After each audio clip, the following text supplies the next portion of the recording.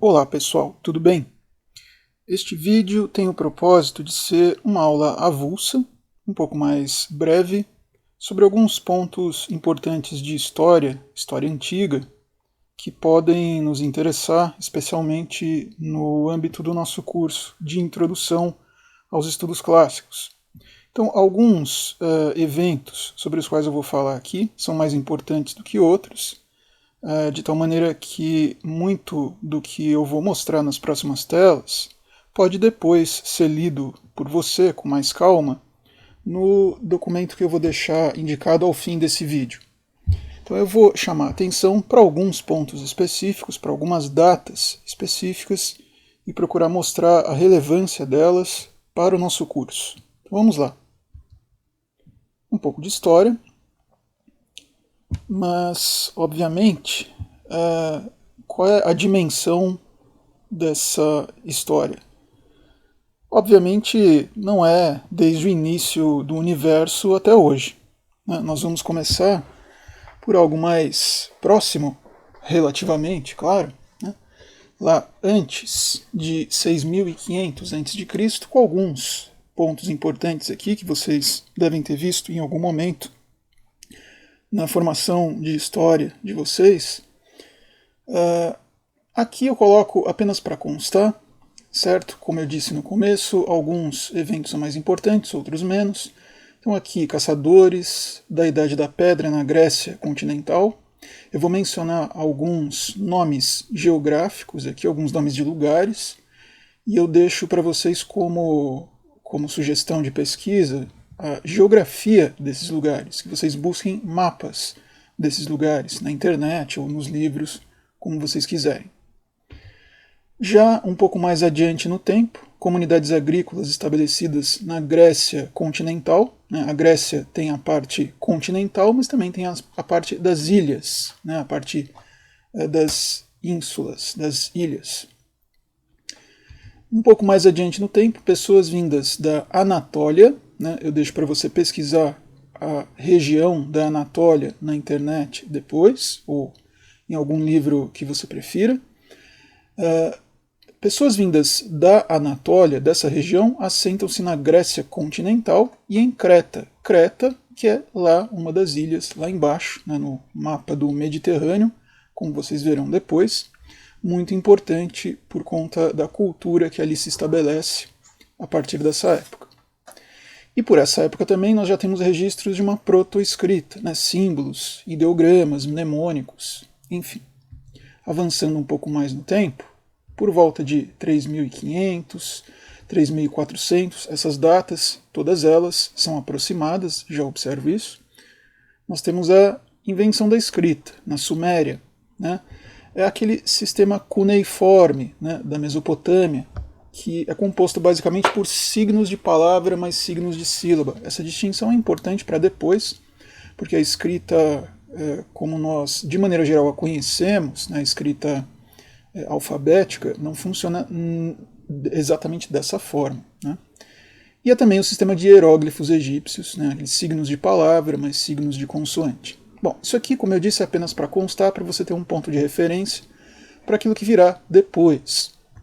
Algo importante aqui, que acontece por volta desse século, de 3.000 a 2.900, novamente, são datas aproximadas, é aquilo que se costuma chamar de aurora, o despertar da cultura minoica.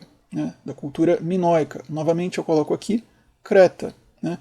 É uma cultura importante porque ela deixa seus traços na cultura que depois virá, e que, por sua vez, aparece de uma maneira direta ou indireta naqueles poemas que a gente vai ler.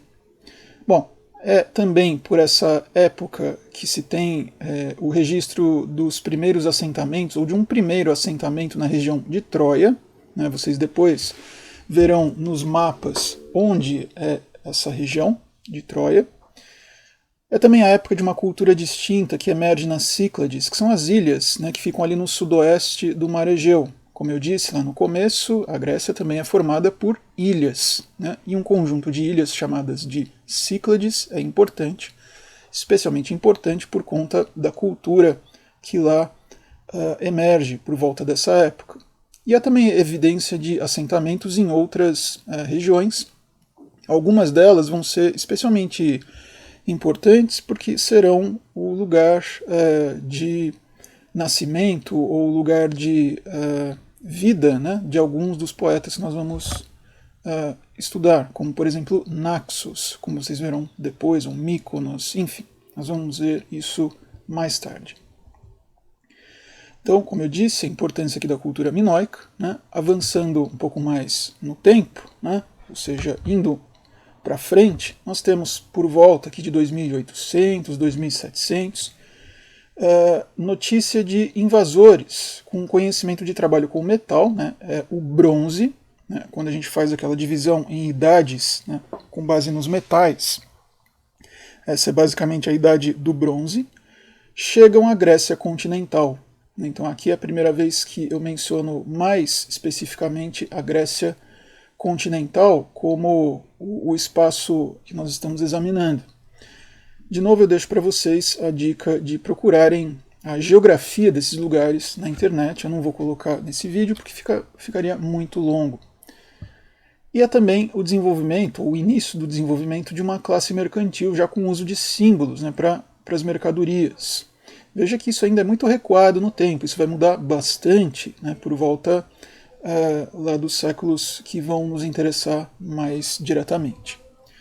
Bom, adiantando aqui, né, sofisticados assentamentos em pedra construídos, essas todas são evidências advindas da arqueologia, né, eu preciso dizer.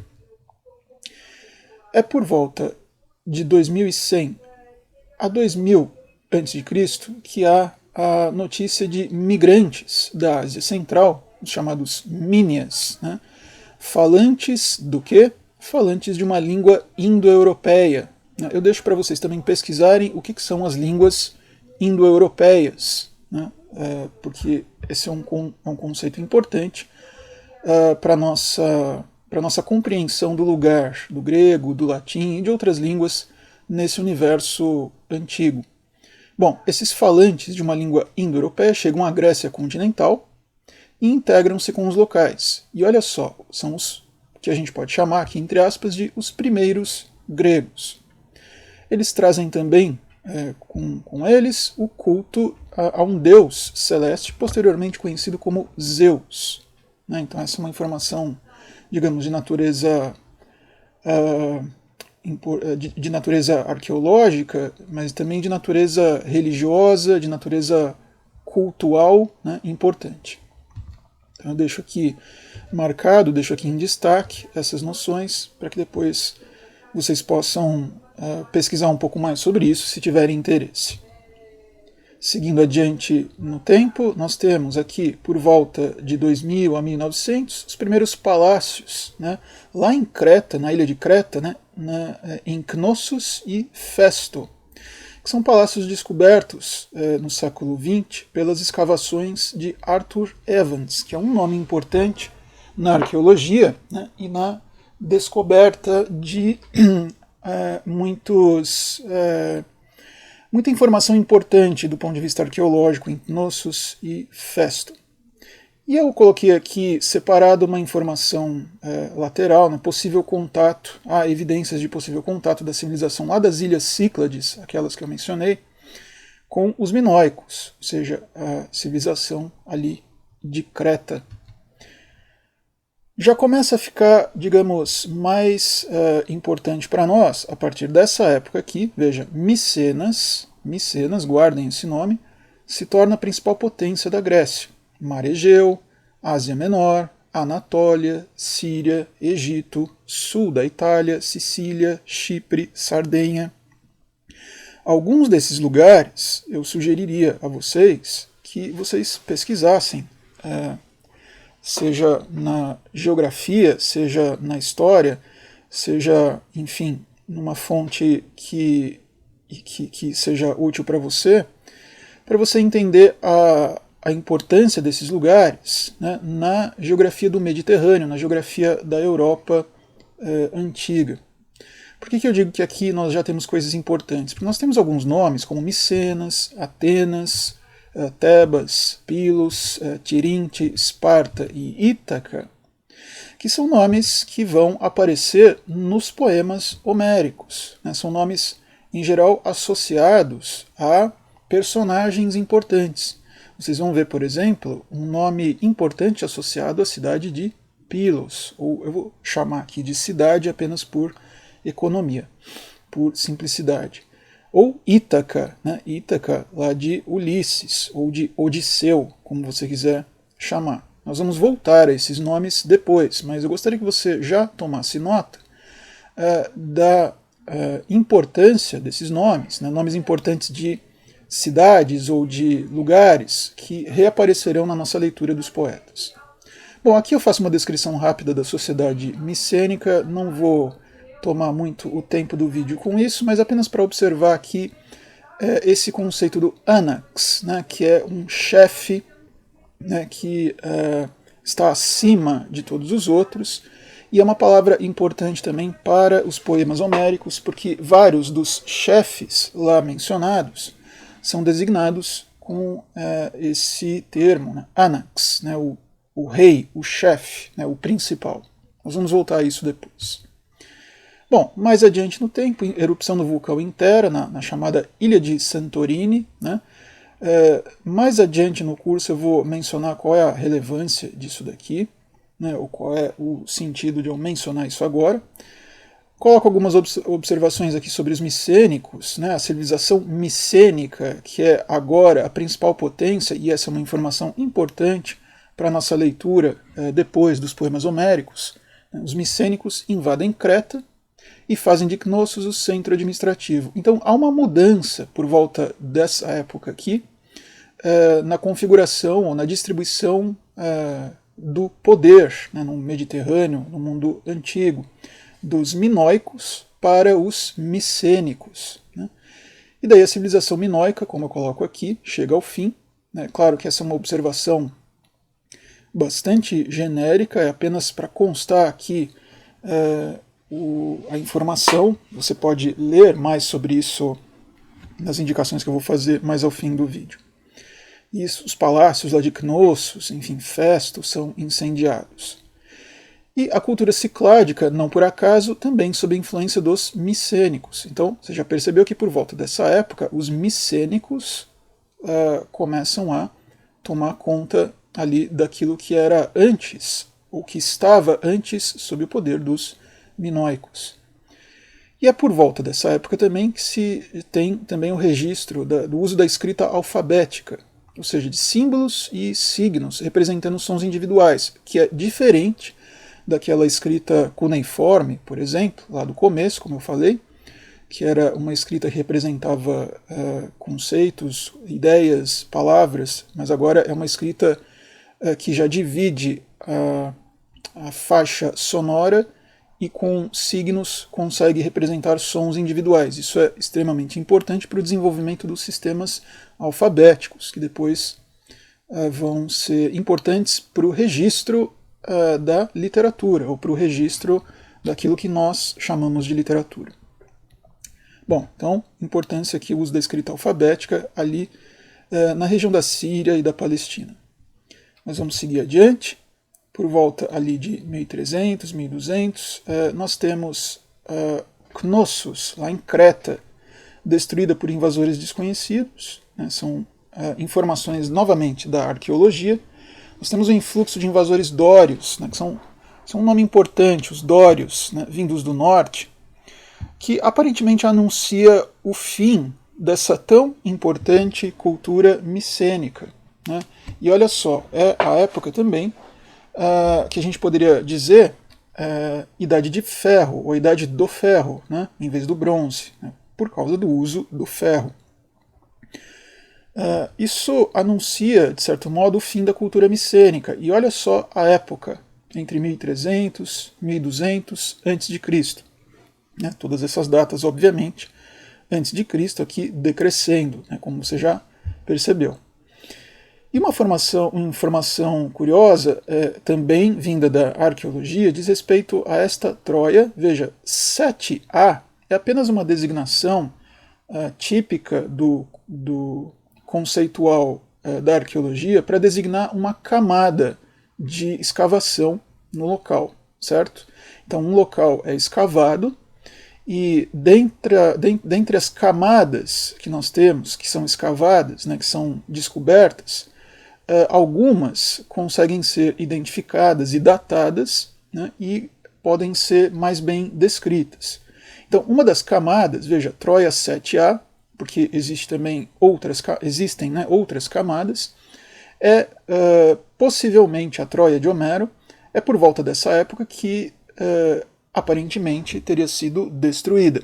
Então, evidências arqueológicas mostram que, de fato, houve uma ruína, uma destruição, né, dessa cidade, né, depois vocês verão a localização dela nos mapas, e é uma destruição que se dá por volta aqui desse século, de 1300 a 1200. Isso é de especial interesse para nós, porque os poemas homéricos, que são posteriores, contam eventos, né, relatam eventos que supostamente se teriam dado, né, teriam acontecido exatamente nessa época. Né? Então aqui a gente tem, digamos, um fundo histórico, ainda que não inteiramente confirmável ou aferível, né, daquilo que a gente lerá nos poemas homéricos. Bom, a era micênica chega ao fim, e possivelmente em razão das invasões dos dórios vindos dos Balcãs, né, e qual a importância dos dórios aqui? Os dórios migram também para a Grécia continental. E o deus principal que eles trazem, que é Apolo, né, depois se torna uma das principais divindades do panteão grego, como você já deve saber, né, porque isso já é mais conhecido. Né? Os deuses Zeus, que eu mencionei lá no começo, agora Apolo. Né?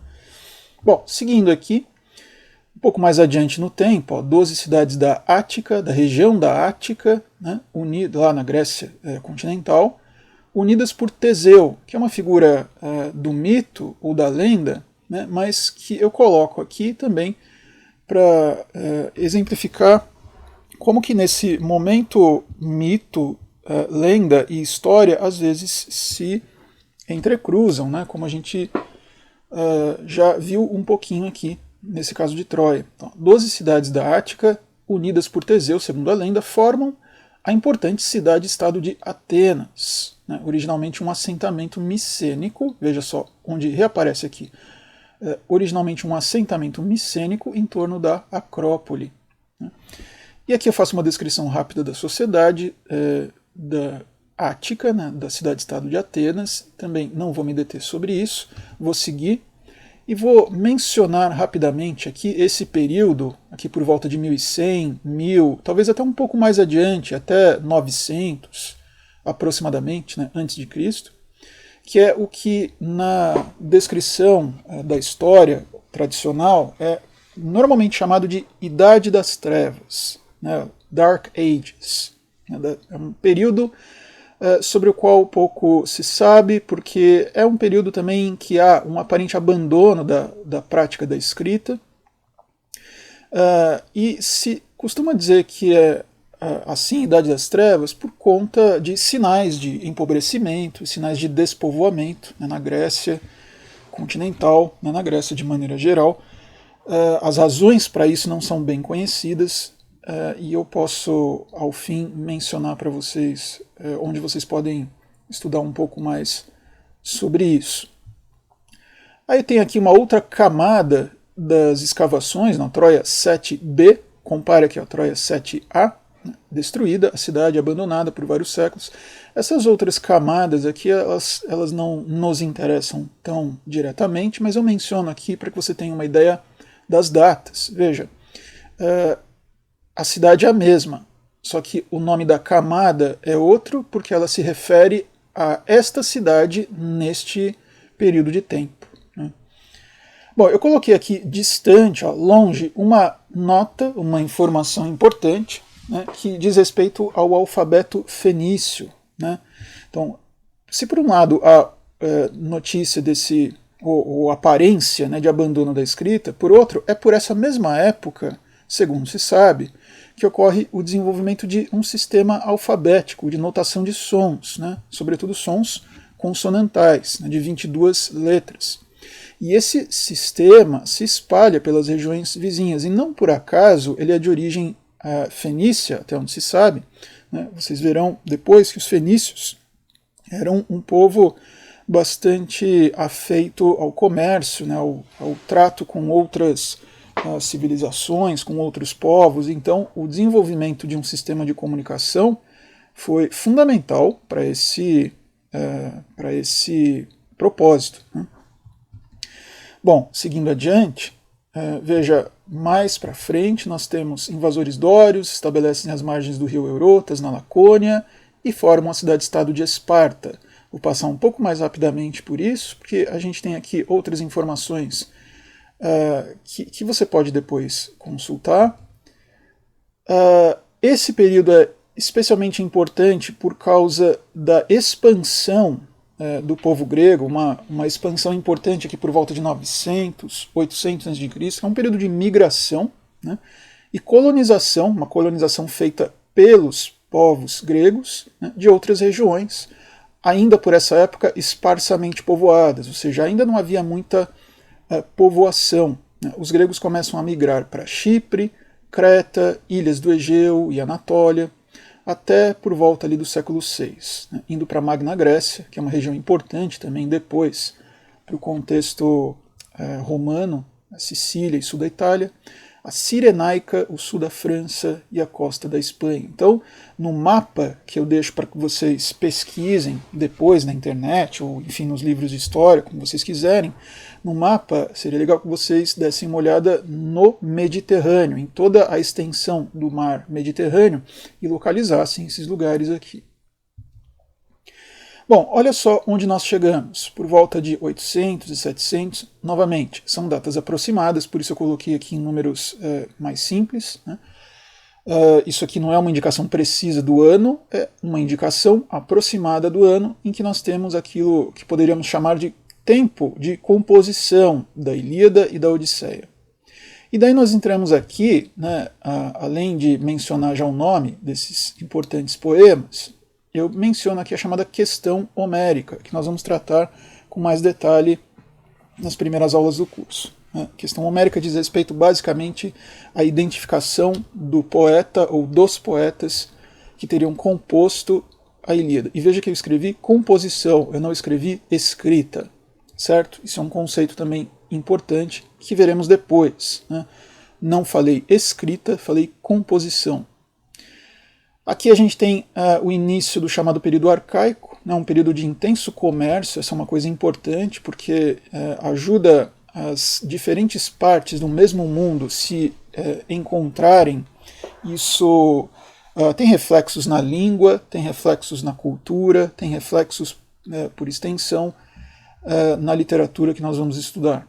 É uma época também de enriquecimento, desenvolvimento, e não por acaso é uma época em que se nota a reintrodução da escrita, né, um alfabeto derivado dos exemplos dos fenícios, que eu já mencionei, né, aquele lá dos 22 símbolos de letras para notar sons, né, símbolos para notar partes, né, do registro sonoro.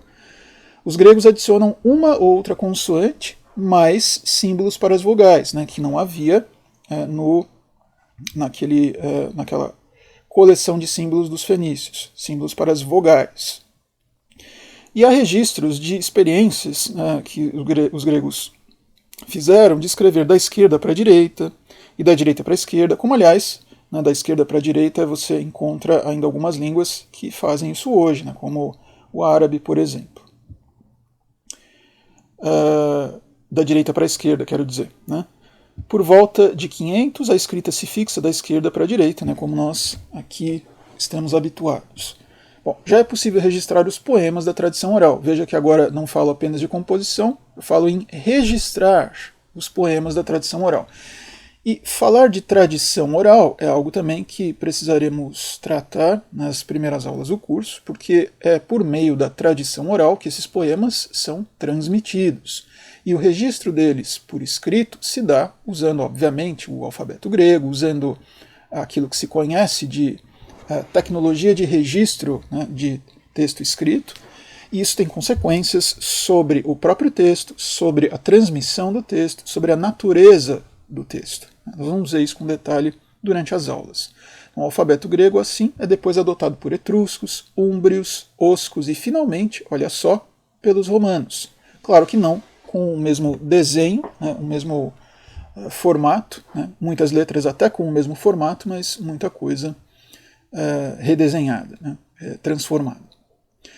E esse comércio crescente dos gregos também é um comércio que se dá por meio do contato com o Oriente. E a relação dos gregos com o Oriente, sobretudo o Oriente Próximo, aquilo que se chama de Oriente Próximo, né, é algo que se nota especialmente na produção artística que se tem dessa época. Quando eu falo artística, eu me refiro a não apenas literatura, mas também, enfim, objetos, né, que você nota na cerâmica, na escultura, na arquitetura, na mitologia, muitas coisas que nós muitas vezes achamos que são próprias da mitologia grega, na verdade, são desenvolvimento de lendas e mitos já presentes no Oriente. Né? Então essa é uma informação importante. Mais para frente eu vou dar indicações bibliográficas de onde você pode estudar um pouco mais sobre isso. Religião, uso do ferro, enfim. Seguindo aqui no nosso tempo, veja, ainda no mesmo século, ainda no mesmo período, eu só puxei aqui para cima, é o período da emergência, né, do surgimento das poleis. Né? Aqui eu coloquei o plural de polis, né, a gente está acostumado a falar polis, no singular, coloquei o plural aqui só para você registrar, das polis, Esparta, Atenas, Argos, né, que são nomes importantes, vão aparecer lá nos poemas que vocês vão ler, né, nos poemas de Homero. Argos, Corinto, Atenas, Tebas, são nomes importantes que eu gostaria que você registrasse. O uso da escrita para registrar leis e decretos, ou seja, não apenas para registrar os poemas, mas também para criar uma normatização, né, da vida pública nessas poleis, né, por meio do registro das leis. E é um momento também de reconfiguração geopolítica. Né? Esparta submete a região da Lacônia, né? Argos submete a região da Argólida e Atenas exerce o seu domínio sobre a região da Ática. Então eu tenho 3 regiões, a Lacônia, a Argólida e a Ática, ali na Grécia continental, e sobre cada uma dessas regiões, 3 poleis importantes exercem o seu domínio.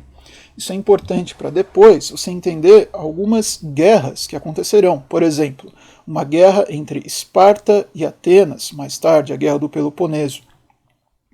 Bom, seguindo ainda nesse século, a imigração para o Mediterrâneo, para a costa do Mar Negro, a colonização arcaica, ou seja, os gregos continuam se expandindo, mas agora lá para cima, lá para a região do Mar Negro.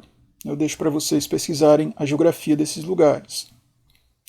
Tem algumas consequências aqui na configuração socioeconômica e política, né, nessas poleis, que eu vou deixar apenas anotado aqui, né, eu vou deixar anotadas essas observações, mas eu não vou me deter sobre elas. Se você quiser dar uma lida, e depois a gente conversa sobre isso. Eu coloco aqui: os espartanos conquistam a região vizinha da Messênia, né, e seguindo uma informação que eu deixei aqui isolada, né, são em Delfos, né, se torna um centro para o culto de Apolo. É uma região importante depois, você vai ver, para o contexto da poesia dramática, porque muitas vezes se faz referência ao oráculo, né, de Apolo, que fica na região de Delfos. Né. Estabelece-se um oráculo no lugar. Isso é uma informação advinda aqui da arqueologia e que depois interessará para o seu entendimento da poesia trágica, da poesia dramática. Bom, enquanto isso, olha só, eu mudei a cor aqui, porque por enquanto, vocês perceberam, eu só estou falando aqui de gregos, né, só estou falando aqui de povos ali da Grécia continental, das ilhas, um pouco ali do Oriente Próximo, da Ásia Menor, enfim.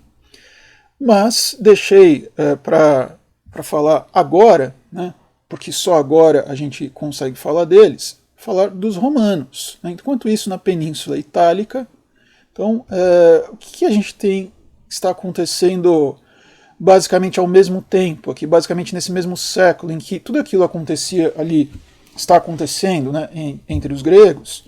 O que está acontecendo ali na Península Romana? Bom, a gente tem, para resumir muito a história aqui para vocês, a gente tem nesse período, né, começando aqui e extravasando, indo um pouco mais adiante, fora desse quadro lá, em 509, de 753 a 509, um período longo entre os romanos, que a gente chama de monarquia, o período dos reis, né, dos antigos reis romanos.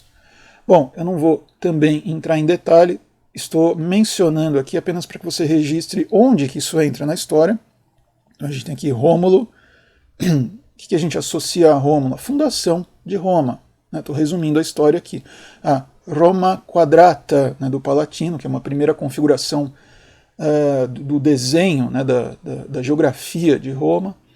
Alguns episódios importantes que reaparecerão nos historiadores romanos e em alguns poetas são dessa época, como por exemplo o chamado Rapto das Sabinas, né, a anexação a Roma do Monte Quirinal, que era dos Sabinos. Enfim, são pontos aqui, cada um deles merece uma explanação própria, mas eu deixo aqui anotado apenas para que você veja o que está acontecendo ao mesmo tempo. Voltando rapidamente aqui para os gregos, depois vamos de novo para os romanos. Por essa época, nós temos aqui já, no século seguinte, entre 700 e 600 a.C., nós temos aquilo que se costuma chamar de revolta dos messênios, né, da região da Messênia, contra os espartanos. Lembra que os espartanos tomaram conta da região da Messênia, assim como os atenienses tomaram conta da Ática, né, ou a região de Argos tomou conta da Argólida e por aí vai. É dessa época aqui que nós temos os versos de um dos poetas pelos quais nós vamos passar, que é o Tirteu, né, o poeta Tirteu, que eu menciono mais adiante no nosso curso, que é de Esparta. E ele escreve alguns poemas, um deles justamente sobre as recompensas, né, que os conquistadores teriam se transformassem os messênios em ilotas, né, em servos. É dessa época também que a gente tem Hesíodo, um novo estilo de poesia, emerge nas obras de Hesíodo. E Arquíloco. Né? Eu não vou falar muito sobre isso agora, né, mas apenas para que você perceba aqui onde eles entram na história, né, e por que eles são representantes de um outro tipo de poesia, né, um outro tipo de prática poética, já não é mais poesia épica, né, um outro modelo de poesia que aqui se pratica. Daí eu escrevo aqui, a agricultura como mais importante que a guerra, o exemplo do Kertamen. Está escrito com C, mas a gente lê assim mesmo, Kertamen. Kertamen é um poema que coloca lado a lado Hesíodo conversando com Homero sobre o que é mais importante fazer, poemas sobre guerra, um poema sobre a guerra, um poema sobre a agricultura. Veja, isso é curioso que seja objeto de um poema, eu vou mencionar isso daqui no curso, como é curioso que isso seja objeto de um poema, porque identifica aqui algumas mudanças de atitude, né, em relação a aquilo que a poesia, que a arte pode representar além da guerra, né, além da glória do guerreiro. Né. E Arquíloco, já que mencionamos aqui, é o exemplo do poeta em tempo de colonização. Veja, migração. Os gregos estão indo para todos os lugares. Né? Lembra aquela migração de regiões antes esparsamente povoadas. Ele é o exemplo da pessoa que sai da ilha de Paros, né? Que é de onde ele é. A gente fala Arquíloco de Paros, né, para dizer completamente o nome, né, pelo qual ele é conhecido. Ele sai da ilha de Paros e vai para Tassos, né, ou Tasos, costa da Trácia, onde os habitantes de Paros estavam fundando uma colônia. E daí, nesse percurso que ele faz, ele descreve em alguns poemas o contato dele com os locais. Né? A gente vai ver isso com exemplos depois. Seguindo, olha, no mesmo século, eu só troquei aqui, a gente ainda está no mesmo século, diferentemente de Homero, Arquíloco descreve a vida cotidiana e os sentimentos pessoais do poeta sobre o mundo à sua volta, sobre a vida fora de casa. Né?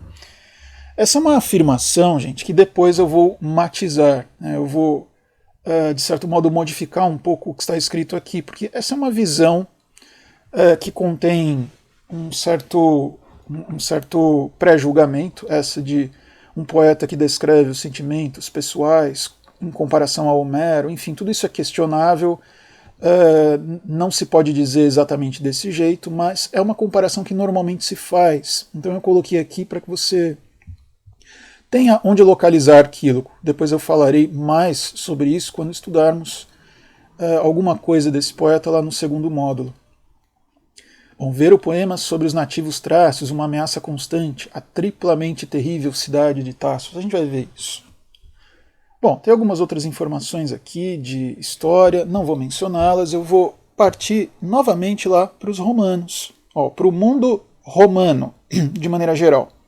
Quando eu falo mundo romano, eu estou fazendo aqui uma grande simplificação, porque Roma, nessa época, é uma cidade, ou está se estabelecendo como uma importante cidade na Península Itálica, e aqui a gente tem, nesse período, a monarquia, ainda dentro da monarquia, com outros reis. Numa Pompílio, eu vou passar direto, porque são mais alguns nomes de reis. Numa Pompílio, nessa época também há a construção de alguns edifícios importantes, como o Templo de Jano, né? Isso no mundo romano, claro. Túlio Hostílio, outro rei, alguns eventos importantes aqui, como o combate legendário dos Horácios e Curiácios. Esse é um combate descrito por alguns poetas e também que você vai encontrar em alguns historiadores romanos.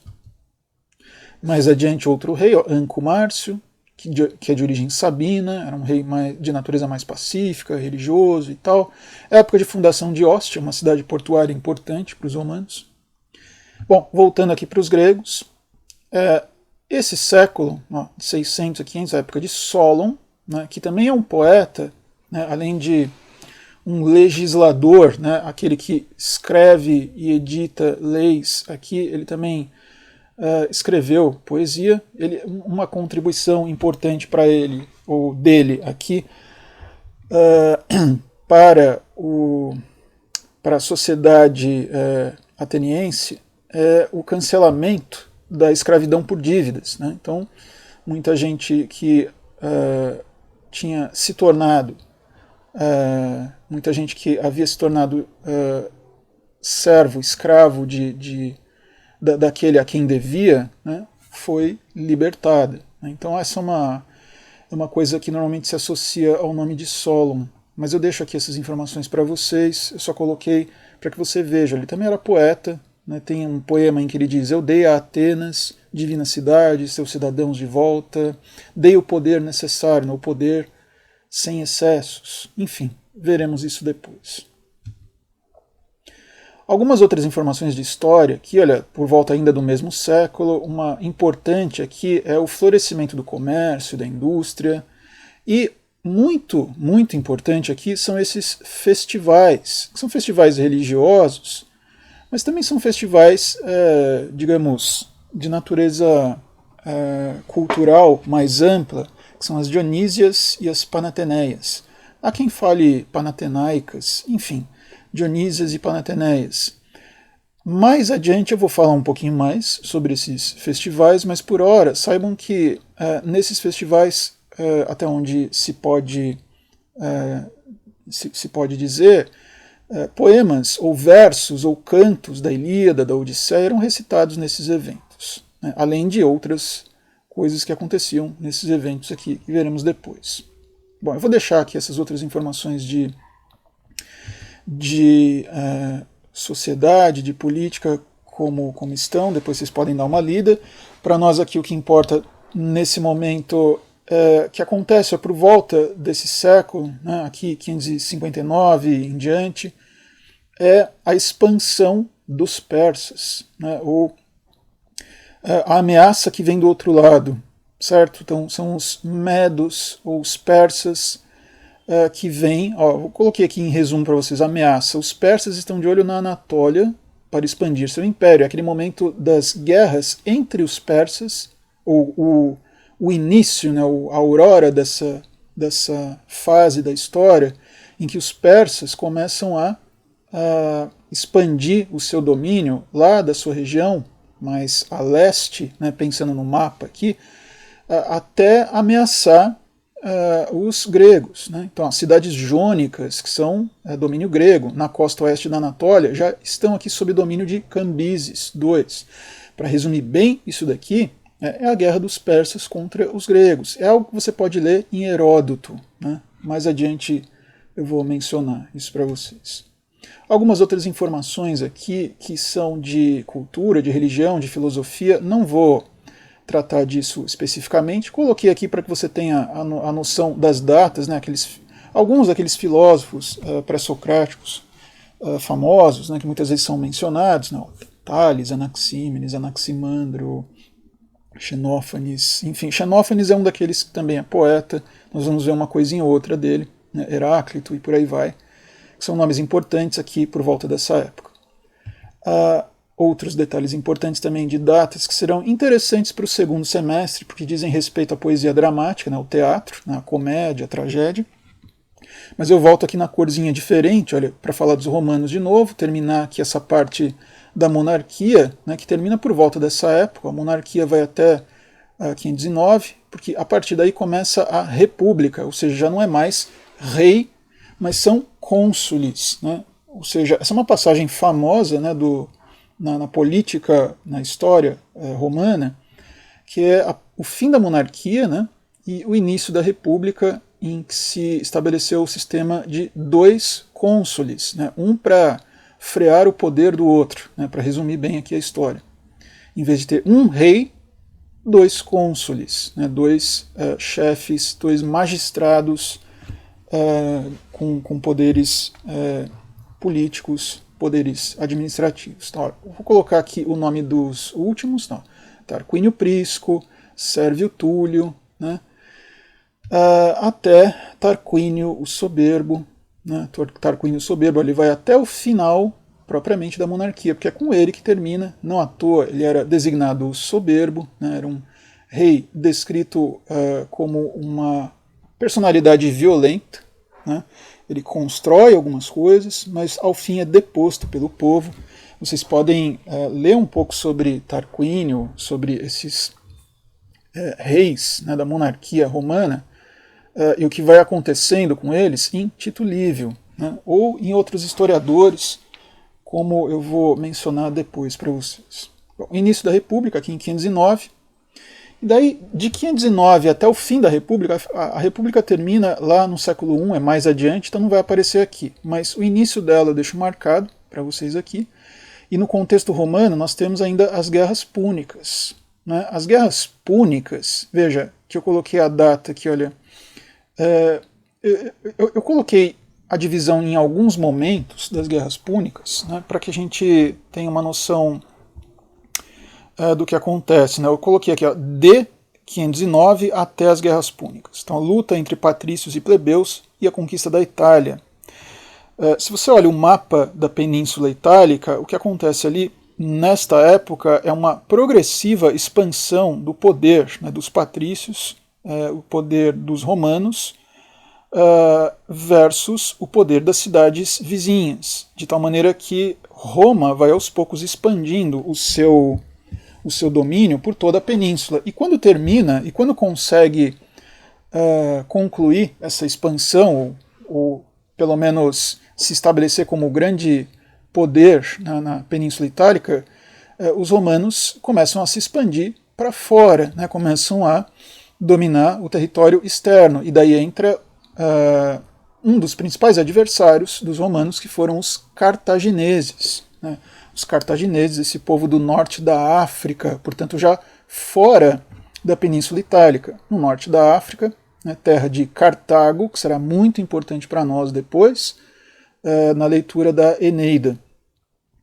As guerras púnicas, né, púnica é de uma palavra latina, poinos, que significa o peno, né, o cartaginês. Então as guerras púnicas são as guerras de Roma, ou dos romanos, contra os cartagineses.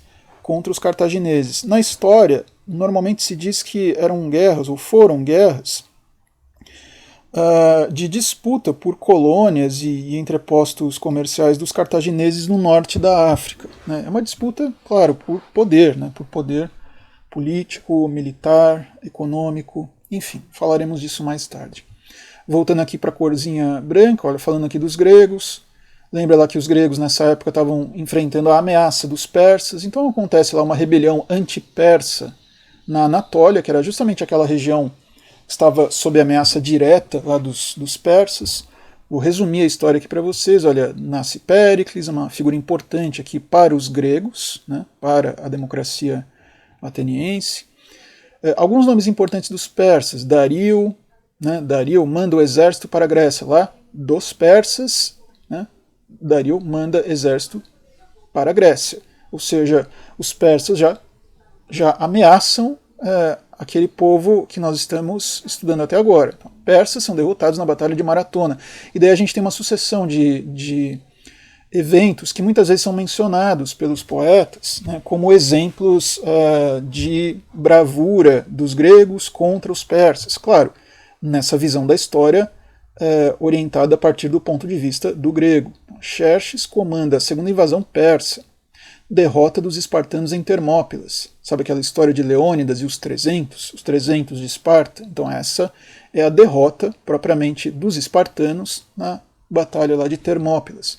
Mas se há uma derrota por um lado, há também uma vitória importante dos gregos, é a que se dá em Salamina. A vitória de Salamina, ela costuma ser lembrada pelos poetas depois, ou pelos oradores depois, como um grande exemplo de como uma situação de vitória improvável, né, de pouca fé, pouca confiança, pode se transformar num resultado positivo. Né? Então é um exemplo de como nós podemos acreditar que, mesmo sendo em menor número, nós conseguimos vencer. Né? Então vira a tendência da guerra, da supremacia naval de Atenas. É a partir daqui, né, a partir dessa vitória grega, que é decisiva, né, aqui em 479, né, uma vitória em Plateia, né, que põe fim às guerras contra os persas, que começa a se formar que começa a se fortalecer o poder aqui de Atenas, a chamada Liga de Delos, né, que é um nome, uma designação que vocês talvez já tenham ouvido nas aulas de história, mas a Liga de Delos é a expressão aqui do poder e da influência de Atenas no mundo mediterrâneo. Bom, progressivamente a confederação, né, essa confederação da Liga de Delos, se transforma em dominação de Atenas, com cobrança de tributos, ou seja, não é apenas mais uma polis que garante a segurança do mundo grego e, enfim, a força desse mundo frente ao estrangeiro, mas é também o acúmulo de riqueza, né, com a cobrança de tributos. E isso não pode ter outro resultado senão a criação de insatisfação em volta. Né? E a primeira insatisfação, vocês vão ver, acontece na forma da Guerra do Peloponeso. Né? Mas vamos seguir aqui, olha, Tratado de Paz assinado em Pérsia e Grécia, começa a construção do Partenon, enfim, vamos voltar aqui, vamos ir mais para frente, a Guerra do Peloponeso, né, que é justamente a consequência que eu mencionava. Forças espartanas invadem a Ática, levando os habitantes a se refugiarem dentro dos muros de Atenas. Discurso de Péricles sobre a democracia. Bom, é por volta dessa época que ocorre a peste de Atenas, né, que é uma pestilência, né, uma doença que acomete os gregos e deixa as suas marcas na literatura dessa época, nos historiadores, né, que mencionam, e nos poetas também. Né, algumas descrições da peste que nós vamos encontrar mais tarde, lá no século I a.C., em Lucrécio, fazem referência ao quadro de sintomas dessa peste. E é uma descrição tão poderosa, tão interessante, que vai atravessar os séculos e vai chegar na descrição da peste bubônica, né, na Idade Média, o fim da Idade Média, que você vai encontrar em crônicas medievais ou em crônicas, em notícias dadas sobre a chamada peste negra, né, a peste bubônica. Mas enfim, estamos aqui ainda em 430 a.C. Então, Péricles é acometido pela doença e morre.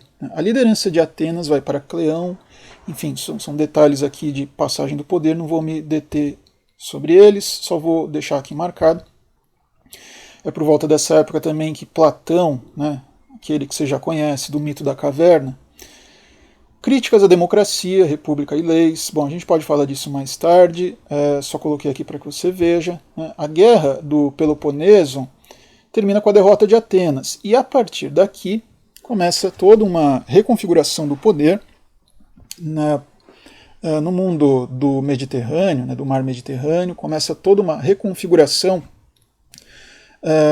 de distribuição do poder. Né? Então, se antes a gente tinha uma Atenas poderosa, rica por conta da Liga de Delos, né, por conta da vitória grega sobre os persas e por conta de tudo aquilo que isso significou em termos de afluência de bens e de riquezas para Atenas, né, por meio da cobrança de tributos, de impostos.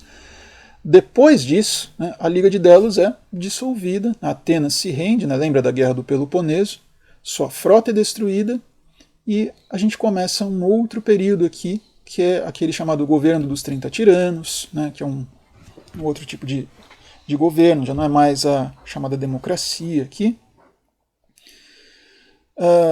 Veja, Atenas sobre Trasibulo se rebela, executa a maioria dos tiranos. Bom, é um momento aqui de instabilidade e é também um período dos grandes oradores. Isso a gente vai ver um pouco melhor no segundo semestre, né, que é quando se trata mais de retórica, também numa parte do segundo semestre de IEC. Né? Só deixo aqui para que você veja o perigo agora de um outro poder que vem adiante, que é o poder dos macedônicos. Né, dos macedônicos. Então a gente começou lá atrás, lá no começo, lembra? Os minoicos, depois Micenas, depois passamos para Atenas, depois de Atenas, Esparta, que se opõe ali a Atenas na guerra do Peloponeso, e agora nós temos os macedônicos. A região da Macedônia vai ser importante para nós, por causa de uma figura que lá vai aparecer, vou mencionar essa figura daqui a pouco. Bom, vou seguir aqui adiante, é também uma época de alguns filósofos importantes, alguns nomes que vão reaparecer na poesia ou vão ser influentes no pensamento, né, que vai orientar a produção poética de várias pessoas depois. Algumas figuras aqui do estoicismo, Zenão, eu deixo para vocês pesquisarem, se vocês quiserem depois na internet, esse paradoxo do Zenão, paradoxo da tartaruga. Leucipo, esse é importantíssimo depois, para que vocês entendam Lucrécio, né, poeta lá do século I, que escreveu em latim, né, do Natureza das Coisas. Demócrito, enfim, outros nomes aqui, época dos sofistas, né, Sócrates, Antístenes, Platão. Aí a gente chega aqui a Platão, nome importante para nós, por várias razões, né, e agora especificamente nesse primeiro IEC, né, IEC 1, em razão da sua leitura particular da poesia, né, em razão do modo como Platão enxerga a poesia, tanto do ponto de vista da descrição das modalidades de poesia, quanto do ponto de vista do valor da poesia dentro da cidade, dentro da polis, dentro da república ideal, né, que Platão imagina. Bom, é também uma época importante para vocês no segundo semestre, né, em IEC 2, porque é a época de Sófocles, né, ou seja, a gente já entra aqui no terreno da poesia dramática, né, da poesia da tragédia, não só da tragédia, mas também da comédia. Veja, é a primeira peça de Aristófanes, né, os Foliões, né, que Aristófanes é um grande poeta cômico da chamada comédia antiga, que vai ser importante para vocês no segundo semestre. Outros nomes aqui, vocês podem ler. Bom, seguindo adiante, ainda tem um pouco de história aqui para os gregos, né? Tebas derrota Esparta, veja, agora é uma nova configuração do poder, né? Então, eu vinha falando lá dos macedônicos e tal, os macedônicos ainda vão aparecer daqui a pouco. Tebas derrota Esparta, na Batalha de Leuctra, vamos seguir. Filipe II da Macedônia vence os gregos em Queroneia, ou seja, agora já um outro poder. Veja como nós estamos avançando no tempo, já estamos aqui no século IV a.C., 338. É um nome importante, Filipe, certo? Porque é daqui que virá Alexandre o Grande, o famoso Alexandre o Grande, né? Esse nome é importantíssimo para nós, porque é a partir daquilo que Alexandre faz, né, que é expandir o império grego, expandir o poderio grego, não só ali na região do Mediterrâneo, mas adentrando já o território da Ásia, né, chegando até a Índia, né, até partes da Índia. O mapa da expansão do Império de Alexandre costuma ser um mapa bem destacado, um mapa grande, que eu recomendaria que vocês buscassem na internet ou, enfim, nos seus livros, para que vocês tenham uma ideia de até onde vai esse império, esse poderio de Alexandre. Qual é a consequência imediata disso? É a expansão do contato dos gregos com a cultura dessas regiões dominadas, mas é também o estabelecimento aos poucos de uma cultura comum, né, chamada koiné, né, no caso da língua grega, na língua koiné. Né, nós veremos isso um pouco melhor ao longo do curso. Mas por hora guardem essa época, essa data, olha, essa faixa do tempo aqui. Bom, essa figura é importante porque, né, Alexandre atravessa Dardanelos, né, o Estreito de Dardanelos. Busca lá no mapa que você vai entender o que eu quero dizer. Para começar a conquistar, para começar a conquista, né, da Anatólia, na região da Anatólia, ou seja, um avanço em direção ao leste. Ele derrota o exército persa no Rio Granico, etc, etc. E aqui, para nós importante, ele funda Alexandria, no delta do Nilo. Alexandria vai ser uma cidade importantíssima para nós, porque é a partir dali que nós temos a construção de uma ideia mesma de cultura, de erudição, de registro de textos antigos e de biblioteca, certo? É uma cidade importante porque é uma cidade que coleta, por assim dizer, todo o saber antigo, ou aquilo que se pode coletar do saber antigo, na forma dos volumes, né, dos rolos, né, de papiro, enfim, de livros, né, antigos. Você tem a famosa Biblioteca de Alexandria, que você pode depois pesquisar para você saber do que se trata. Bom, nessa época também é a época em que o exército macedônico, né, que é o exército propriamente de Alexandre, né, derrota forças indianas, ou seja, chega até os confins lá da Índia, no rio Hidáspes, expandindo-se o Império de Alexandre até o Vale do Rio Indo, ou seja, é muito grande esse poder.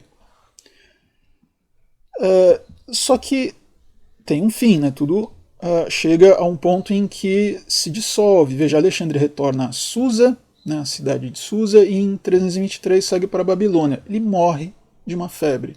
Qual é a consequência disso? Há um vácuo de poder, e esse império de Alexandre acaba sendo dividido entre os seus diádocos, entre aqueles seus companheiros, né, os retairoi, que estão junto com ele, né, Alexandre. Então o seu império é dividido em 3 reinos. Né? Quais são esses reinos que são importantes? O primeiro deles é do Egito, para resumir aqui para vocês, é um império dominado ali pela dinastia dos Ptolomeus, vai ser importante justamente por conta desse centro de cultura, que é em Alexandria, é um centro de cultura e erudição. Muito do que nós lemos dos gregos passou por aqui. Né? Muito do que nós lemos dos poemas homéricos, ou, enfim, dos poetas iâmbicos, mélicos, elegíacos, muito do que nós lemos, enfim, da poesia grega antiga, de maneira geral, passou por aqui. Foi editada por bibliotecários aqui de Alexandria e, de certa maneira, foi preservada para a história por conta do que se fez aqui nesse centro de cultura. Não era o único que havia no mundo grego, no mundo antigo, havia outros, como em Pérgamo, por exemplo, mas esse era um muito importante. Outra parte do poder de Alexandre ficou na própria Macedônia, ali na dinastia dos Antigônidas, e outra na Anatólia, para você ter uma ideia da expansão desse poder, a dinastia dos Seleucidas. Então essa divisão aconteceu, e veja só o que eu anotei aqui, até os romanos, porque daí chegam os romanos e tomam conta de tudo isso. Né? Bom, coloquei mais alguns nomes aqui, não vou passar por eles para não alongar demais, só coloquei Sócrates, Platão, algumas datas aqui importantes para vocês, o Aristóteles, para você entender qual é a relação temporal entre eles aqui. Zenão, um nome importante para o estoicismo, para alguns poetas romanos, depois isso será muito importante, né? Essas três filosofias helenísticas, né, como se diz, nas filosofias helenísticas, quando eu falo helenístico, eu estou me referindo a essa época do mundo helenizado aqui, do período de Alexandre. Vou mencionar esse nome daqui a pouco de novo. Época dessas três filosofias, eu coloquei aqui alguns itens, não vou mencionar para não me alongar, só mencionar aqui algumas datas, por exemplo, aqui por volta do ano 300 nasce Teócrito, que depois trabalhará onde? Olha, justamente no Museu de Alexandria, né, naquela cidade que eu já mencionei, né, é um nome importante para esse centro de cultura. Né. Coloquei alguns outros nomes, aí, Euclides, nos elementos, né, para quem se interessa por matemática, é também dessa época. É também a época de Arquimedes, lá do Eureka, né, e Aristarco de Samos, que é um nome importante, eu diria, inclusive para hoje, né, quando se fala em mundo esférico, terra plana, enfim, se você pesquisar um pouquinho sobre quem foi Aristarco de Samos, você vai ter uma noção de como a ideia de um mundo esférico já é muito mais antiga do que a gente imagina. Bom, Museu de Alexandria, deixei marcado aqui, só mais algumas notas, sob Ptolomeu II, ou seja, lá no Egito, lá em Alexandria, no museu, que é esse centro de cultura, Ilíada e Odisseia. As versões que nós temos são resultado do trabalho de eruditos alexandrinos. Né? Isso não é algo que dê para resumir aqui, eu vou tratar disso nas primeiras aulas do curso, mas só para você entender aquilo que eu falava no começo, existe uma transmissão oral da poesia que depois se registra por escrito até chegar a um ponto em que o texto precisa ser estabelecido. E o estabelecimento de um texto é uma etapa importante na construção de um cânone, na construção de um texto que se possa chamar de seguro, né, ou um texto que se possa dizer, este é o texto da Ilíada, este é o texto da Odisseia. Nós veremos isso com mais detalhe nas primeiras aulas. Eu só menciono as datas aqui, o contexto histórico em que isso acontece, para que você veja como que a versão escrita é resultado de um trabalho de erudição acadêmica, de erudição filológica, que já se observa aqui no contexto dos alexandrinos. Né? Bom, tem outras notações aqui que eu explico mais adiante no curso, não vou me deter sobre elas. Voltando aqui para a nossa outra corzinha, você se lembra? Ela se refere aos romanos. Né? Então eu digo aqui apenas que esse é um momento que começa por volta de 343, ou seja, lá atrás, mas ele se estende até aqui, mais ou menos, que é aquele em que os romanos exercem, né, o seu poder sobre outros povos em volta, e aqui contra os samnitas, ali na Península Itálica. É um momento também de guerra contra Pirro, né, rei do Epiro, que intervém em favor de Tarento, lá ao sul. Esses detalhes aqui coloco para que você tenha noção da expansão do poderio romano na Península Itálica. Mas eu volto aqui para as guerras púnicas, são aquelas 3 guerras que interessam basicamente para entender a expansão do poder romano na península, não só na Península Itálica, mas também no mundo mediterrâneo. Então a Primeira Guerra Púnica, os romanos anexam a Sicília. A Segunda, Aníbal, que é um nome importante, né, bate os romanos em algumas batalhas importantes que serão mencionadas pelos poetas, serão mencionadas pelos historiadores. O Aníbal bate os romanos no Lago Trasimeno, em Canas. Né?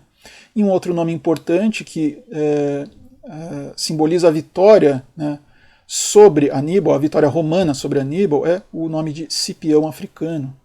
E no final, Cartago, tributária aqui de Roma.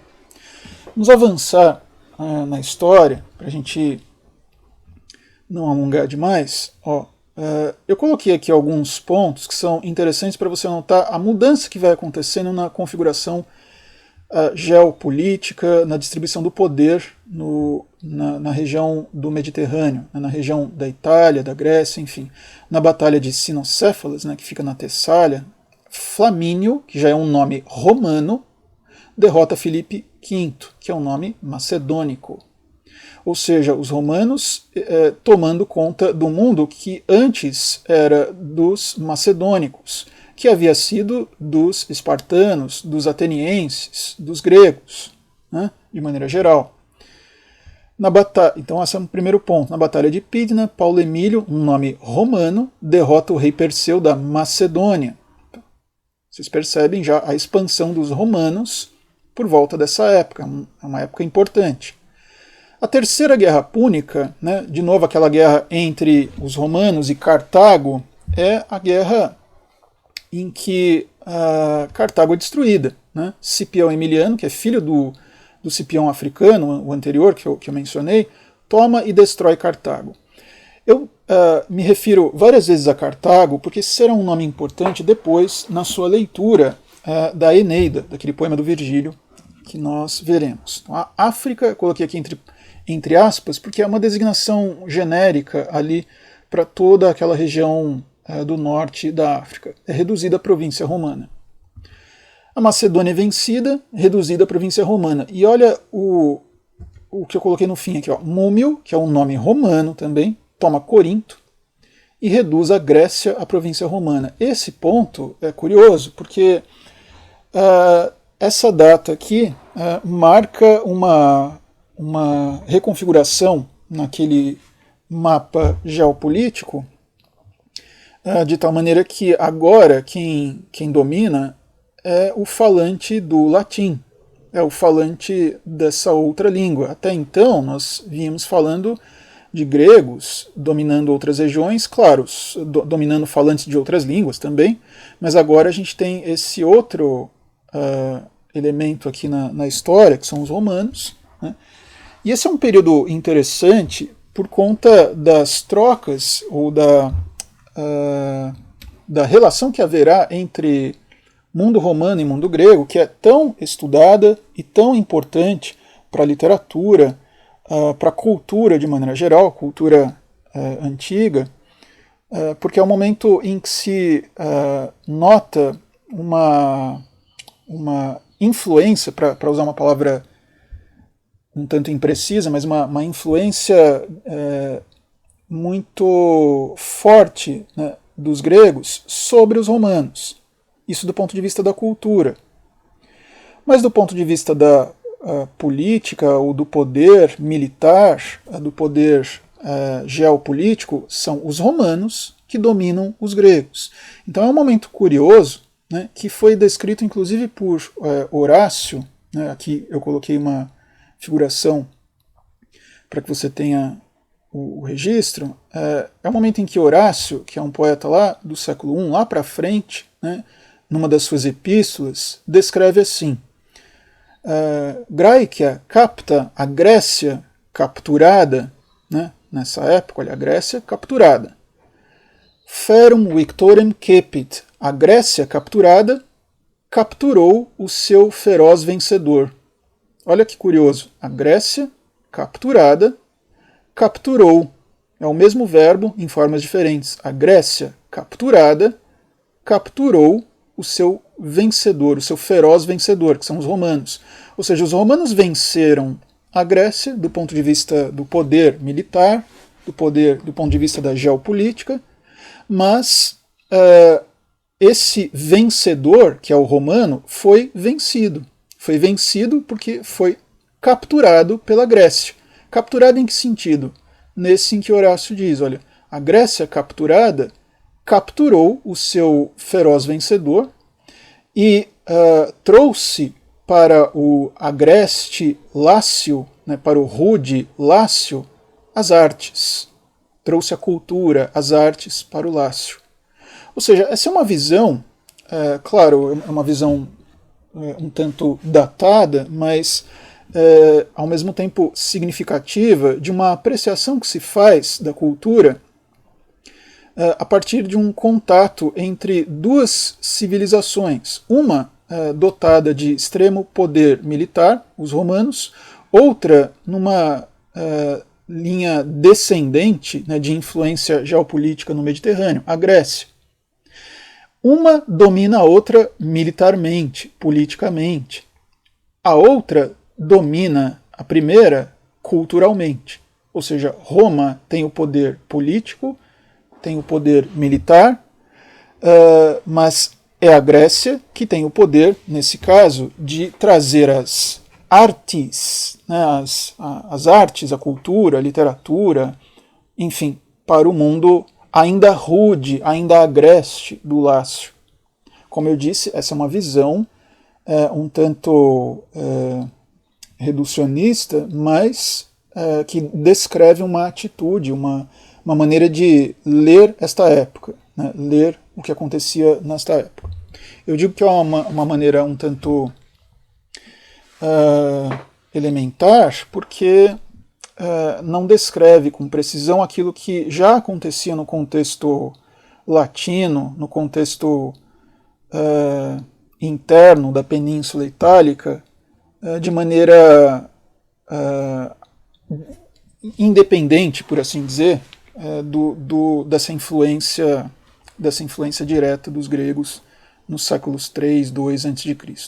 Bom, veremos isso com detalhe. Coloquei aqui o verso latino para que você tenha a noção, para que você veja como que isso aparece descrito já em poetas de uma época próxima, né? Isso aqui, Horácio está adiante no tempo, ele não está nessa época, ele está aqui por volta do século I, mas ele está descrevendo uma relação aqui com os gregos, que é uma relação dupla, uma relação em que os gregos dominam ao mesmo tempo em que são dominados, ou se você quiser, uma relação em que os romanos dominam ao mesmo tempo em que são dominados. É uma relação ambígua, complexa, já descrita aqui.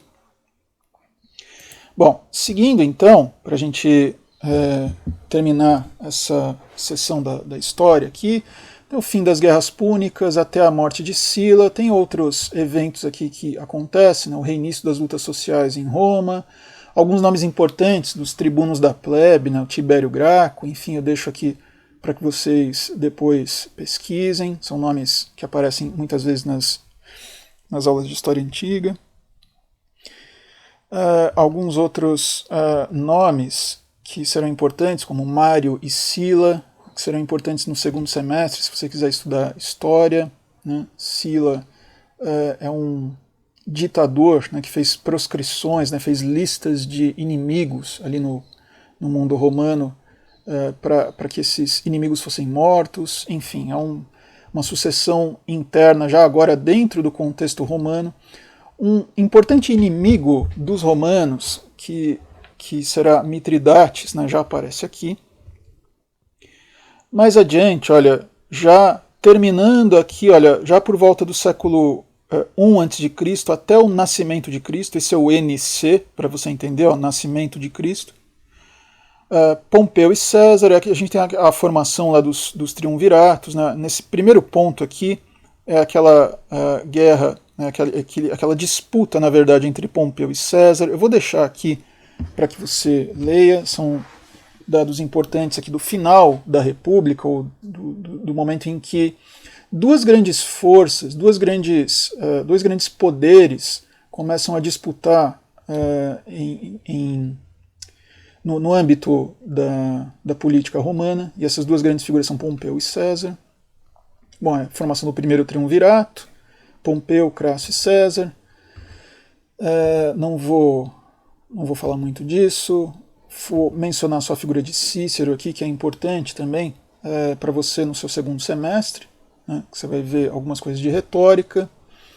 Mais adiante, nós temos a Guerra Civil entre César e Pompeu, que é muito lembrada pelos historiadores e muito lembrada também pelos poetas. Vocês vão ver várias referências a esta guerra entre os partidários de César e os partidários de Pompeu, referências essas feitas pelos poetas elegíacos, pelos poetas líricos romanos, né?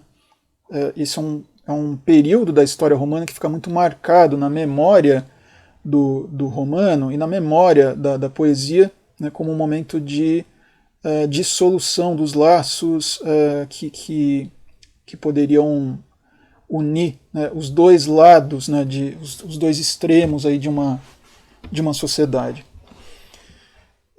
Num segundo momento você tem a ditadura de César, com várias guerras de expansão. Aqui César se notabilizou, nesse caso, depois de vencer, né, Pompeu na Batalha de Farsália. César se notabilizou por outras vitórias, né, uma delas é aquela contra o rei do Bósforo, em que ele enuncia aquelas 3 palavras que muitas vezes são mencionadas, né, o eu vim, eu vi, eu venci, né, o veni, vidi, vici. No fim desse processo a gente tem o fim da Guerra Civil, né, que é algo creditado a César, e César muitas vezes depois, por poetas como os poetas elegíacos ou mesmo Horácio. César depois reaparecerá associado a esse fim da Guerra Civil e muitas vezes será celebrado como aquele que trouxe o fim de um período difícil. É por volta lá de 44, nos chamados Idos de Março, né, que César é assassinado, né. Ele nessa época é um ditador, né, é um imperator e praefectus morum. Depois a gente vai ver qual é o significado disso, mas enfim, é um comandante, é um chefe, e é aquele encarregado de regular os costumes. César, no momento em que se faria nomear rei, isso é uma palavra que gera certa ojeriza aqui no espírito republicano dos romanos, né, rei, ele é assassinado por Bruto, né, é desse contexto aqui que tem aquela frase do até tu, Bruto, filho meu, né, e seus cúmplices. Tem muita iconografia, muitos filmes sobre isso daqui, ou alguns filmes interessantes aí da Hollywood aí dos anos 50, 60 sobre esse momento. Mais tarde, olha, o Otávio Antônio, bom, aqui assassinado por Bruto e seus cúmplices, é um ponto importante, e um nome importante que vem daí é Otávio, porque Otávio é filho adotivo aqui de César, e Otávio, para resumir bem a história aqui para vocês, é aquele que mais tarde será Augusto, né, na transformação, na passagem do final da República, né, porque a República termina aqui, vou resumir a história para vocês, na batalha ali de Filipos, né, na região da Macedônia, Otávio e Antônio, nessa conjugação de forças, batem Bruto, aquele mesmo lá de trás que foi mencionado, e ocorre uma divisão do império. Veja, agora Roma já é detentora de um império que se divide no Ocidente vou voltar aqui um instantinho, se divide no Ocidente com Otávio, Oriente com Antônio e África com Lépido. Bom, Lépido não vai demorar muito para ser deposto. Antônio, casado com Otávia, que é irmã de Otávio, né, rejeita em favor de Cleópatra. A gente tem várias histórias aqui que descrevem esse caso entre Antônio e Cleópatra, que, enfim, são histórias que são mencionadas pelos poetas de novo, vão aparecer de certa maneira até em Virgílio, só que de uma maneira indireta, eu diria, lá na Eneida, e de maneira às vezes mais direta em Horácio, uma visão negativa, muitas vezes, que os romanos tinham dessa relação entre Antônio e Cleópatra, como alguém que se envolve com um estrangeiro e trai os princípios da sua própria pátria. Vocês vão ver essa história também em Shakespeare mais tarde, Antônio e Cleópatra, enfim. Isso está no cinema também, voltei.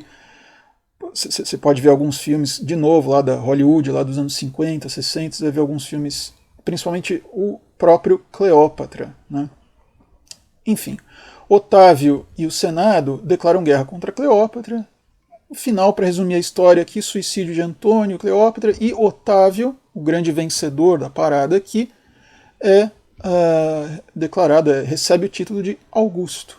E, enfim, ele se transforma aqui, é o segundo dos Césares, né, porque o primeiro foi o próprio Júlio César, e ele é esse outro César que inaugura, por assim dizer, essa dinastia, esse início aqui dos Césares, é o Império propriamente.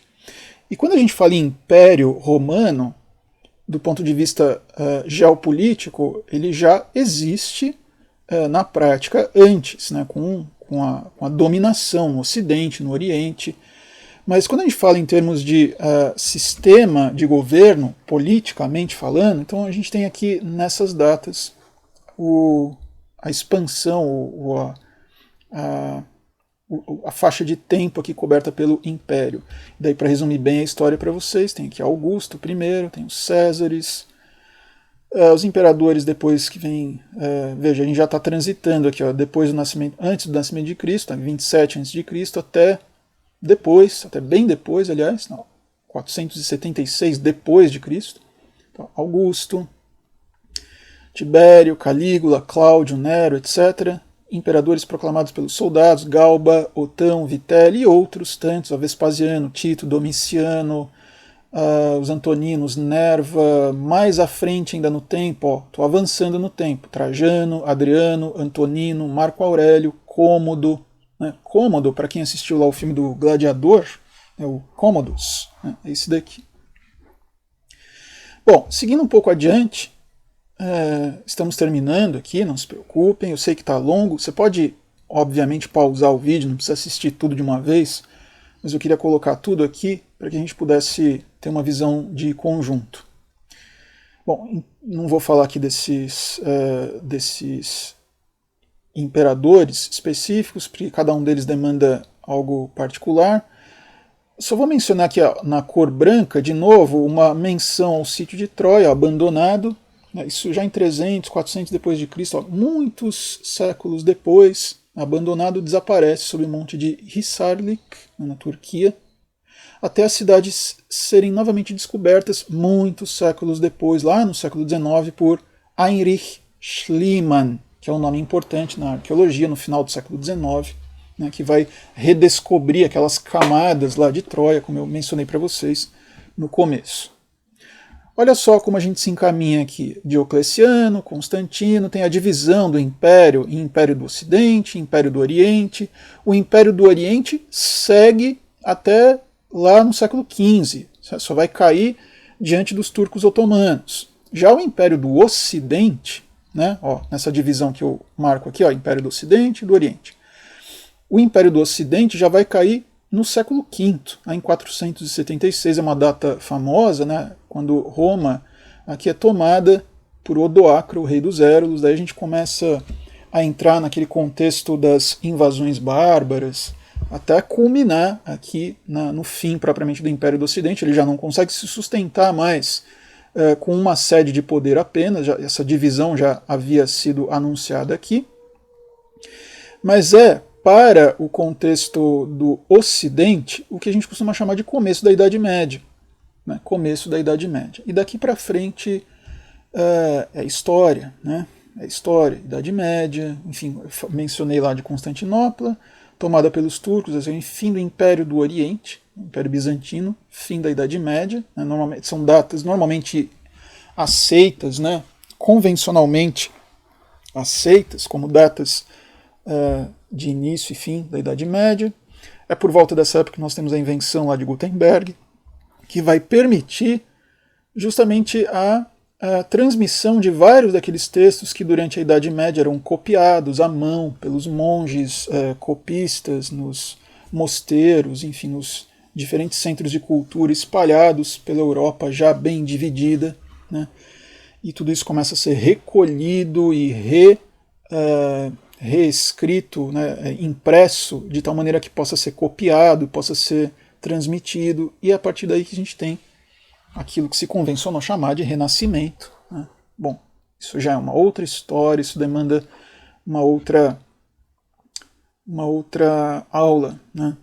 Vocês podem pesquisar sobre isso se quiserem. Bom, pulo toda a Idade Moderna aqui, tudo aquilo que caberia aqui, só menciono algumas coisas aqui já no século XIX, nas escavações de Schliemann, lá as escavações de Troia, né, para ligar um pouco com o início desse percurso, e de 1900 até hoje as escavações de Arthur Evans, que eu mencionei lá no comecinho, em Knossos, na ilha de Creta, as descobertas lá das tabuinhas com os hieróglifos, linear A, linear B. Se você quiser, procura na internet depois o que é o linear A, o linear B.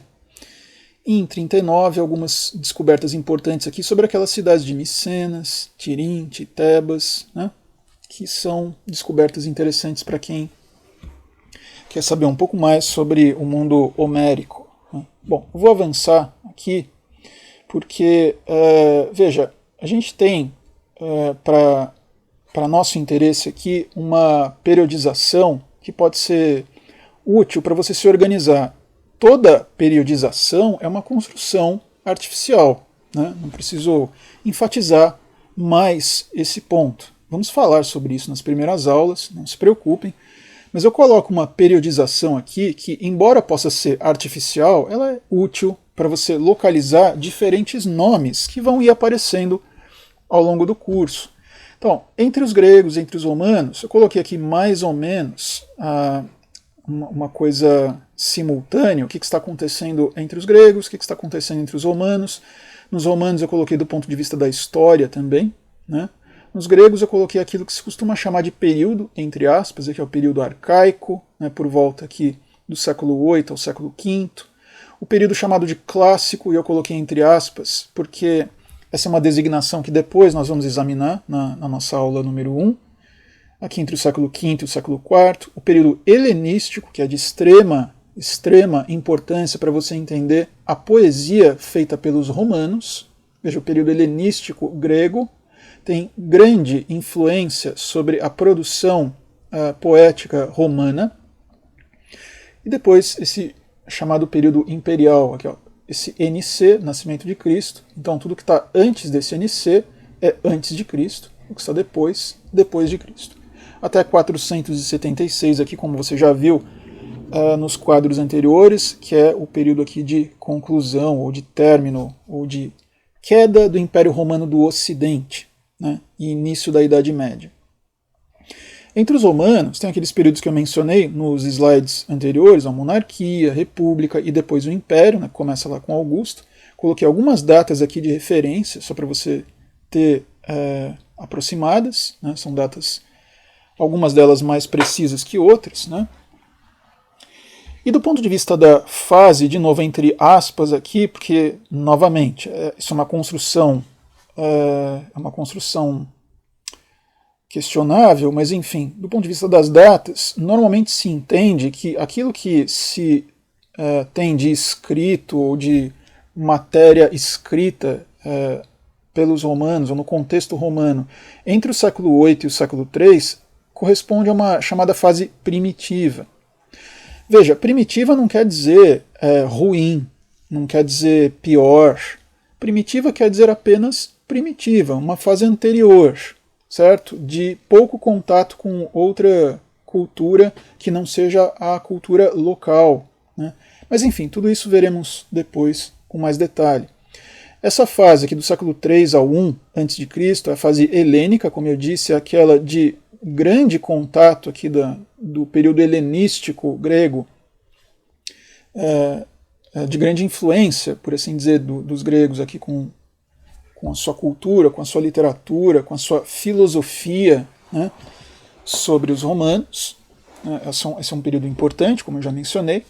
A fase, entre aspas, clássica, aqui entre século I a.C. e I depois de Cristo, essa fatia, essa faixa de tempo, normalmente é entendida como clássica, né? Então, esses entre aspas que eu coloquei tanto no clássico grego quanto no clássico romano estão entre aspas porque são designações apenas para diferenciar aqui internamente dessas outras fases. Porque para nós, de uma maneira geral, em introdução aos estudos clássicos, clássico acaba sendo tudo que está dentro dessa faixa de tempo, e não apenas o que está nessa pequena fatia aqui. Veremos isso na aula 1. E uma fase pós-clássica até lá por volta do século V, certo?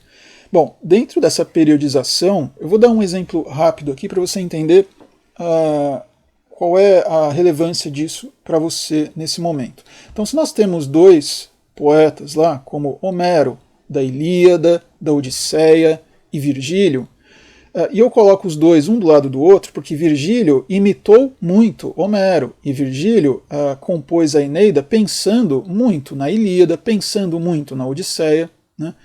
Só um parênteses, eu coloco Homero aqui entre colchetes apenas porque a gente tem que lidar com a questão homérica, né, da existência ou não desse poeta, da existência desse poeta como uma figura única ou não.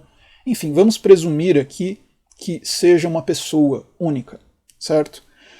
Pois bem, eles estão, digamos, próximos, como eu representei aqui, próximos do ponto de vista da cultura, do ponto de vista da poesia.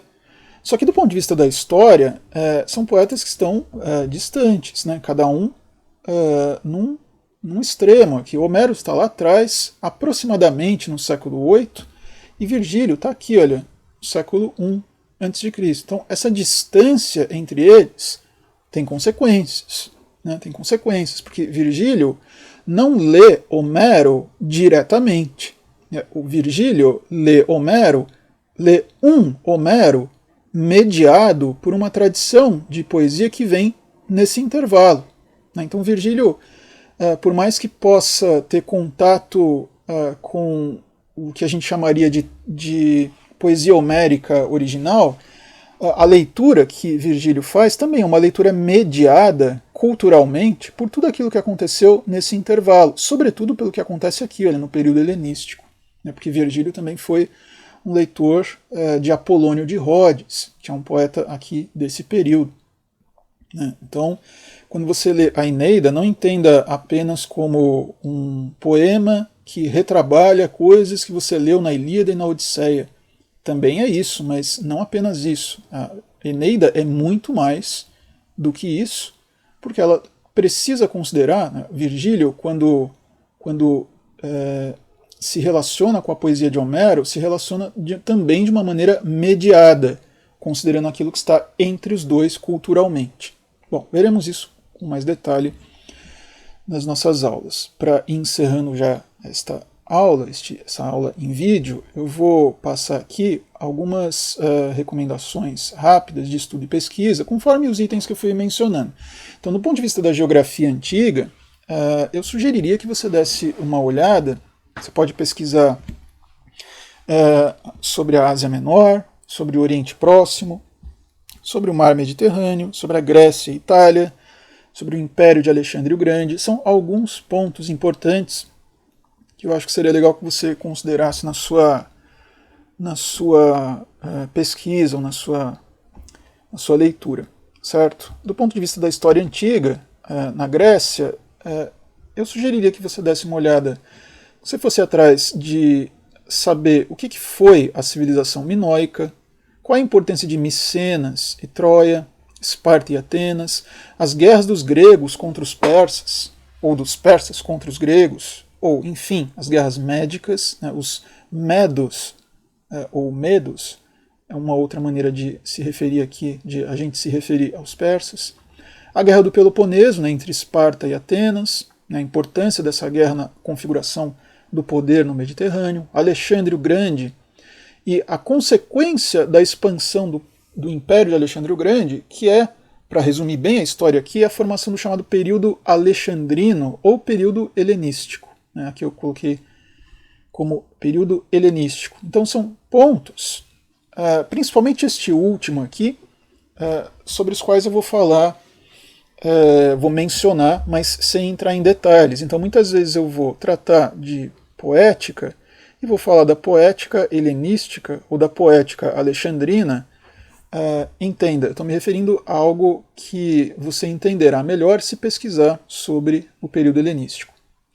No contexto romano, tem algumas coisas que você pode procurar também, Rômulo e Remo, para você entender as origens, né, da história em Roma, da história de Roma, né, origens folclóricas, origens históricas, enfim. Você pode também estudar sobre a monarquia e a república, sobretudo o final da República, que é um período importante para política, mas também para configuração de atitudes poéticas e políticas, né, dos poetas nas suas obras. Né? Então, muito do que se lê na poesia dessa época é um reflexo de posturas políticas tidas ao fim da República. As guerras púnicas, né, a guerra dos romanos contra os cartagineses, né, o fim da República, como eu disse, a Era de Augusto, que é importantíssima para entender a poesia, por exemplo, de Propércio, né, a poesia de Ovídio, né, certa parte da poesia de Ovídio, o Império, né, o declínio e desintegração do Império, para quem se interessar mais pela história, pelo que acontece ao fim, né, do Império Romano. E, de novo, você pode ler sobre isso na internet, pode pesquisar isso na biblioteca de apoio que eu coloquei lá, no História Antiga, ou, enfim, em outras fontes que você preferir. Para a gente ir encerrando, eu vou dizer para você, olha, lá no E-Disciplinas, eu vou deixar os textos que eu usei aqui nesse vídeo, que é, claro, um vídeo longo, porque é um vídeo de aula, né? Como eu pretendia, embora eu tenha chamado de um pouco de história, de fato é um pouco, porque muito mais se pode dizer sobre cada um desses pontos, mas eu quis que coubesse no tempo que seria o tempo de uma aula. Né? Só que eu deixei lá em outra formatação, né? Deixei em uma formatação mais simples, você pode dar uma conferida, se você tiver interesse nesses textos aqui, nesses pontos, né? Não é bem texto corrido, mas são os pontos que eu fui mostrando aqui no vídeo. Eu deixei lá também, ou vou deixar, né, os nomes mencionados em EC 1, com as datas aproximadas, para que você tenha uma ideia de quando é cada poeta, de quando é cada autor, né, porque ao longo do curso eu vou mencionar vários desses nomes e muitas vezes não vou mencionar data nem nada, mas eu gostaria que você tivesse em mente quem veio antes de quem, ou aproximadamente, né, quem veio antes de quem. Para você entender, em muitas dessas datas tem um C colocado antes da data. Esse C é uma maneira de dizer por volta de, certo? É uma abreviação da expressão latina circa, circa, que é por volta de. E deixei lá também os nomes mencionados em EC 1 com a localização aproximada no tempo, né, para você ter uma ideia visual aqui dessa distribuição, que é uma ideia que normalmente eu transcrevo no quadro, né, na lousa, quando eu dou essa aula presencialmente, eu vou fazendo isso no quadro para mostrar justamente aquela distância que eu mostrei agora há pouco, por exemplo, entre Virgílio e Homero. Veja só, entre Virgílio e Homero, se você consegue ver por aqui, você vai ver melhor lá no documento, mesmo no E-Disciplinas. Aqui fica projetado, você pode perder um pouco em definição. Mas essa distância entre Virgílio e Homero é uma distância mediada aqui por muita gente. Então, dizer que Virgílio lê alguma coisa lá de trás mediada significa que existem muitas leituras acumuladas, muitas interpretações e muitos entendimentos acumulados do que é aquela poesia, do que é aquele gênero de poesia. E tudo isso pode influenciar a maneira como Virgílio lê aquilo que está lá atrás. E isso que eu estou falando a respeito de Virgílio, eu poderia falar a respeito de Horácio, a respeito de Tibulo, Propércio, enfim, a respeito de todos esses. Porque cada um deles, por exemplo, Horácio, é um poeta que se refere muitas vezes a Alceu, que está aqui atrás. Ó, né, aqui atrás. Ou Catulo é um poeta que depende, para muita coisa, deste poeta aqui, olha, Calímaco.